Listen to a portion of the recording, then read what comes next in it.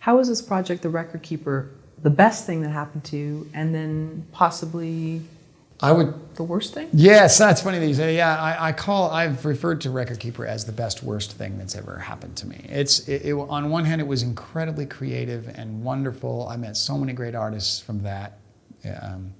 But that was a work for hire, that project. I was working for a big organization. They wanted to make this thing. At the beginning, it was to promote this book. They're a very conservative organization. They're a religious organization. So they had certain judgments about film and movies being, this is a religious organization that doesn't, no drinking, no dancing, very, very conservative. Well, they ultimately didn't like the product at the end. Even though I tried to warn them about what it might look like, this is a big lesson for me about making sure that everyone understands what this ending product will be before it's finished. That's a challenge. Well, they ended up not releasing it, and it was a big controversy within their organization about whether or not they should release it, and it got ugly. It was my first experience with things like negative press, where my name is mentioned in press in certain circles about controversies and things, high-end political things. I mean, we're not talking national political things, but within their organization, like being caught up in some of that. Like, I mean, I know that filmmakers on A-level projects can have this happen, but I'd never experienced, no one ever trained you for that kind of thing, how you react when the public is watching. And it was very painful because we threw everything into that. I personally just put my whole life on the line for this project. And it was something special. Like, we created something very special. Like, we all knew it. Walking around on set, you could feel electricity while we were filming these scenes. People just like, this is the coolest thing we've ever seen. And then it, because we all felt like we were on this launching pad, and then it doesn't come out. It ended up getting leaked. It's found its way out there, but it's never been officially released. It has played in festivals, but the stain of never having it out there, which of course, from simply an investor standpoint, for future jobs, they look at this as, well, you've never made a film that's gotten distribution. Or at least they're talking about that one. It's like, it reflects negatively on me, which is, it's not even my fault, right? So that was a real challenge. It ended up like being so discouraging that I considered maybe not doing film anymore. Like, I thought maybe this isn't right for me. These are the things they don't tell you about in film school, like on the utter disappointment that can happen. And sadly, this happens all the time. And not just this, you can't blame this organization for that. It happens in A-level movies all the time. All the time. Read stories of Joss Whedon and how much he struggles, with a lot of the projects he does. Shows that get canceled when they're halfway through. It happens all the time. There is no manual for how to deal with some of that, where you've sacrificed and fought so hard for something that everybody hates or whatever, or certain political people or powerful people decide not to release it, or butcher it, re-edit it, and put it out in a way that you didn't like. That's why they have director's cuts.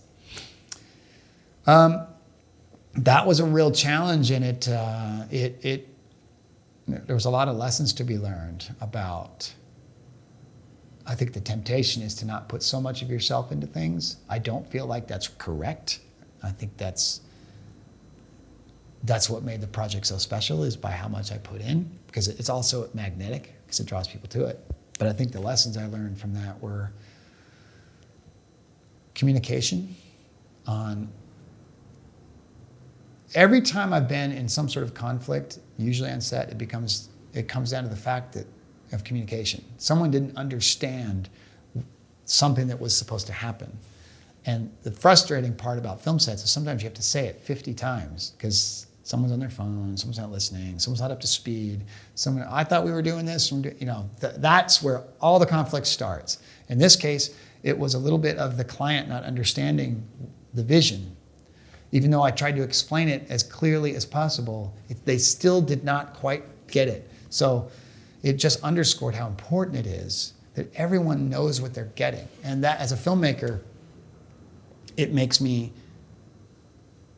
I have to make sure to do things like mood reels or photos of the character. Like, this is kind of an idea of what I'm looking at, or anything you can do, because remember, I am a visual person, but they may not be. They may respond to text. They may respond to sounds more than, you have to try to utilize all the senses to make sure everyone gets the vision.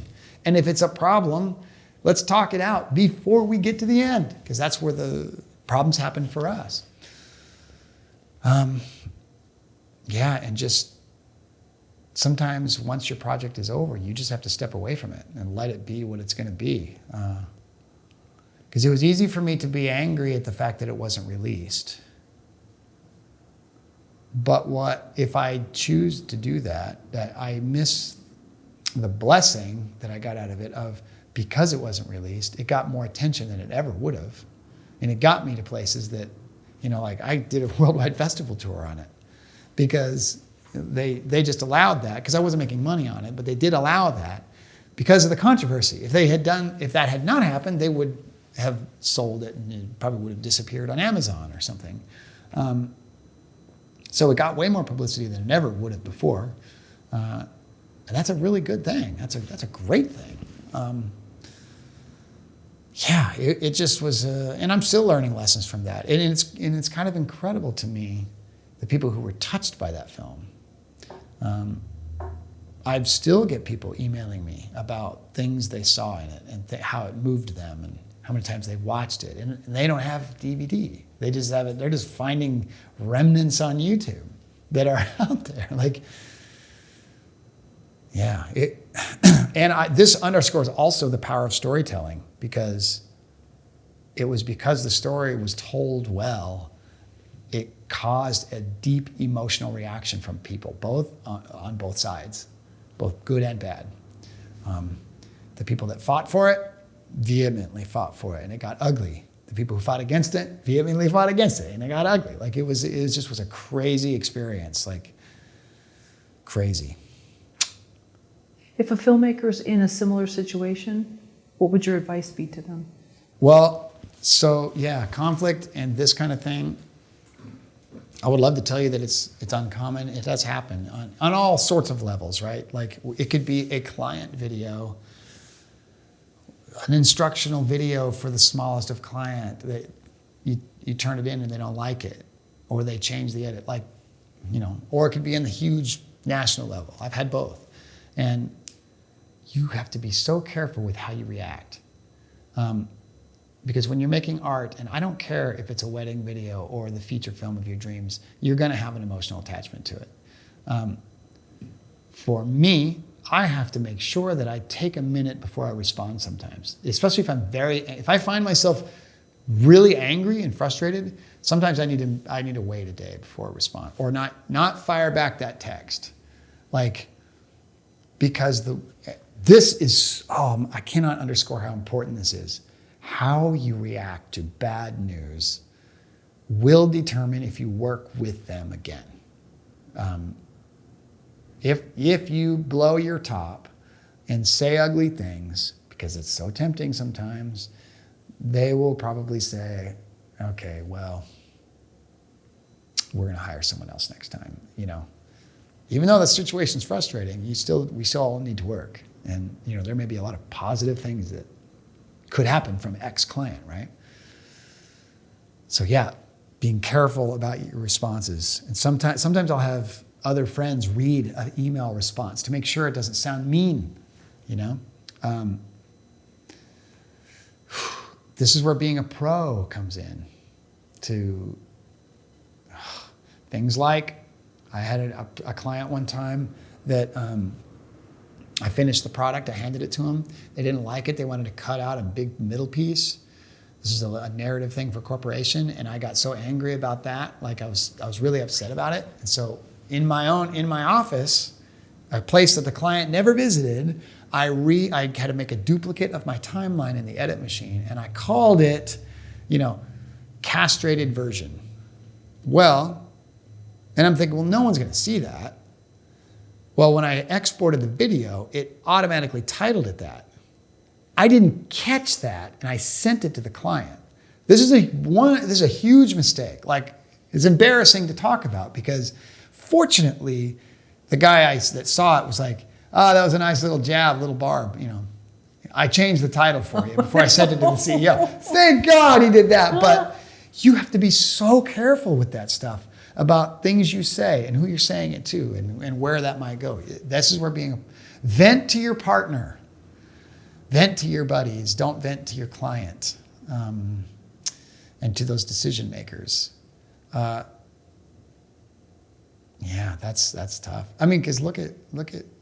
I mean, I think a good example is Josh Trank, I think his name, who did Fantastic Four. Remember when that movie was coming out and how he tweeted negative things about the film right before it was released, and it turned out to be this big thing that he was now blackballed? Like, that is such a lesson for filmmakers on, yeah, maybe he had good reasons to be upset, but boy, you take it to Twitter,